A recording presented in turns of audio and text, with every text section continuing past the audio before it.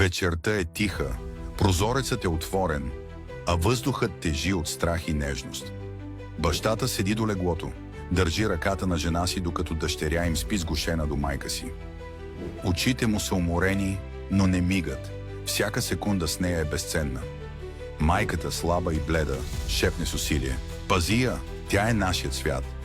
Сълзи се стичат по лицето му, но той се опитва да бъде силен, макар сърцето му да се къса. Дъщеря му се събужда и с невинна усмивка прошепва: „Мамо, обичам те“. Майката я прегръща нежно, вдишва последния й аромат и затваря очи завинаги. В този миг времето сякаш спира. Бащата усеща как светът му се разпада, но дочува тихото дишане на дъщеря си. Сграбчва я в прегръдките си, обещавайки без думи, че никога няма да я изостави. В тази последна вечер заедно, болката и любовта се преплитат завинаги. Започва нов живот.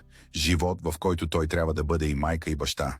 Всичко се променя, но надеждата оцелява и светлината в очите на дъщеря му става неговата сила.